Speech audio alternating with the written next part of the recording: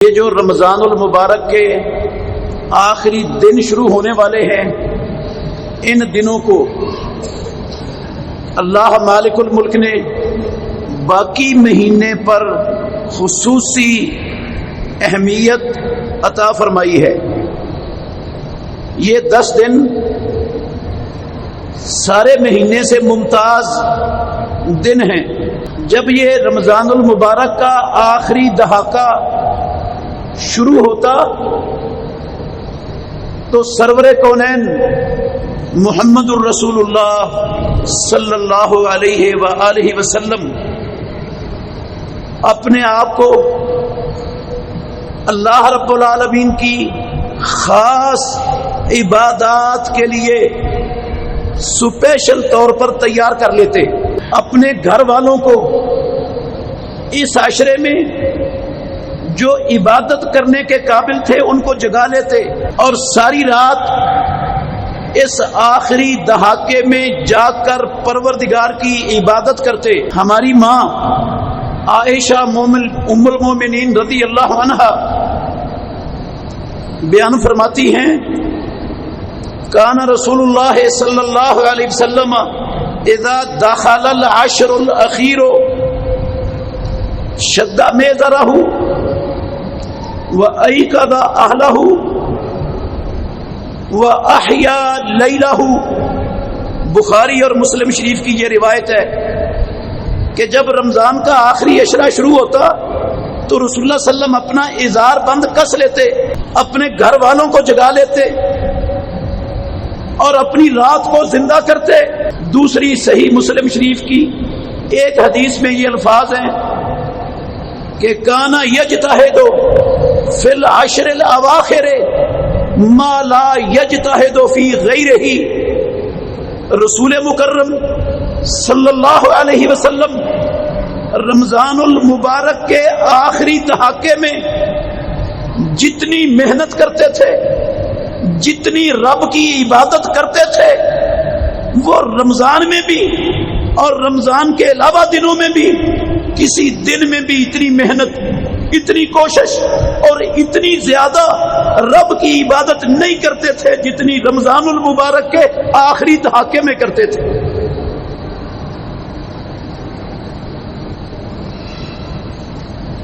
آخری دہاکے میں یہ ساری عبادات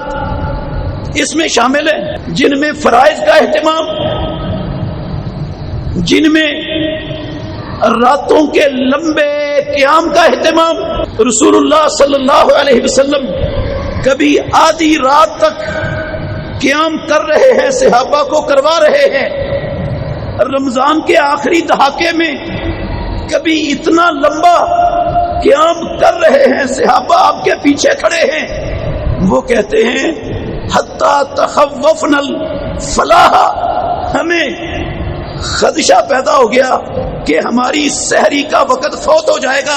اور قیام میں ہی فجر کی اذان کا وقت ہو جائے گا، سحری ہم نہیں کھا سکیں گے۔ اتنا لمبا قیام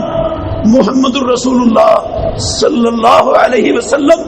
یہ رمضان المبارک کے آخری عشرے میں کرتے تھے۔ ویسے تو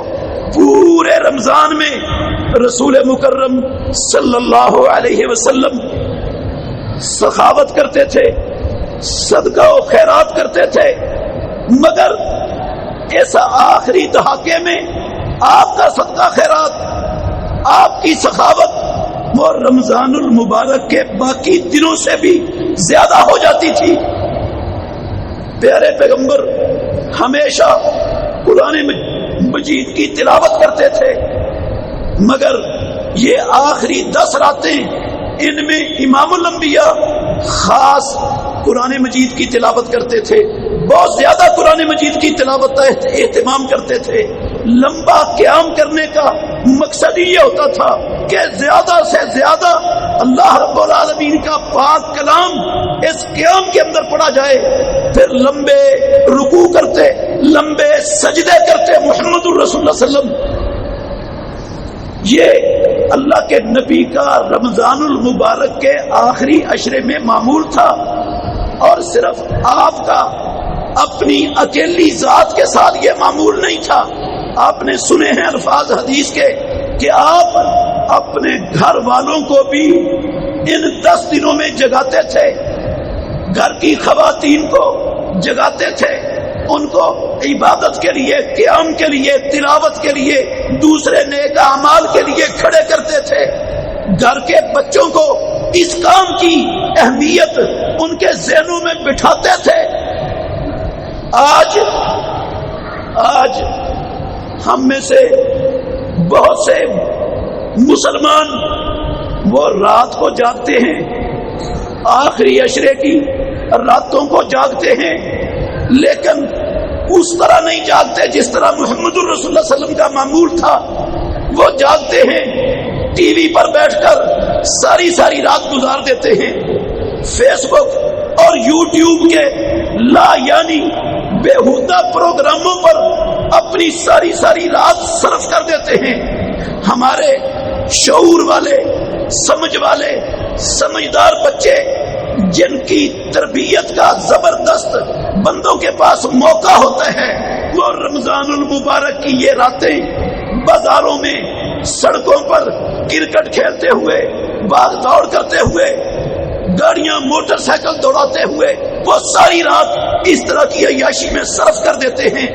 نہ ہمیں مسلمانوں کو ان 10 راتوں کی عظمت کا احساس ہوتا ہے، نہ ہمارے بچوں کو پتا ہے کہ مالک الملک نے زندگی میں ہم پر کتنا بڑا انعام کیا ہوا ہے کہ ایسی راتیں عطا کی ہیں ہمیں زندگی میں، تندرستی کی حالت میں، اقامت کی حالت میں، جن سے افضل راتیں اللہ رب العالمین نے نہیں بنائی۔ ان 10 راتوں سے جو رمضان المبارک کی آخری ہیں، ان سے افضل راتیں اللہ رب العالمین نے کوئی رات نہیں بنائی۔ ان 10 راتوں میں وہ لیلۃ القدر کی رات بھی آتی ہے، جو ایک رات 1000 مہینوں کی عبادت سے افضل ہے۔ ایک مومن، ایک مسلمان، ایک عقیدہ توحید کا حامل بندہ، نبی مکرم کے نقش قدم پر چلنے والا، نمازیں پڑھنے والا، روزے رکھنے والا،